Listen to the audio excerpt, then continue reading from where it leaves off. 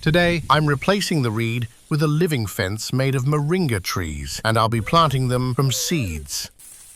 Many people warned me against planting reed, but I went ahead with it anyway because it's one of the fastest and most efficient sources of biomass on Earth. I planted it far away from the house and the fence, but it grew much faster than I expected. This reed is just 9 months old. I planted it using rhizome cuttings, and today it has already reached a height of 3 meters. In the desert and across vast dry lands, reed remains my first choice before planting anything else because of its many uses, especially for shading young trees. Moringa comes next. It's an incredible plant, rich in nutrients and medicinal property. It's also the second fastest growing tree, right after the Polonia. That's why I've decided to plant moringa today in the shade of the reed, hoping to remove the reed later, before it's too late. One problem with reed, and many don't realize this, is that reptiles often use it for shelter.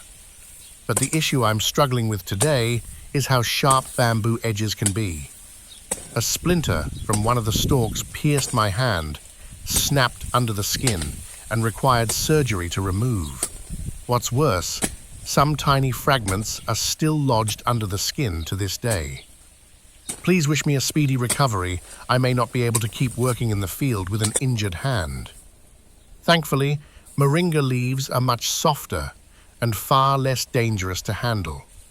Moringa is highly tolerant of salinity and drought, and it can adapt to nearly any type of soil. One of the challenges I face is protecting young plants from animals and birds.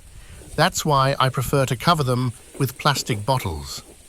I found that seeds actually germinate faster this way thanks to the increased humidity inside the bottle. As an added layer of protection, I surround the seeds with a small fence made of reed sticks, since animals are sometimes attracted to the bottles themselves.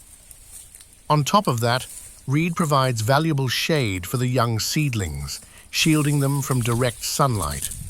That's just one of the many uses of reed, a material that saves me from more expensive and less eco-friendly alternatives.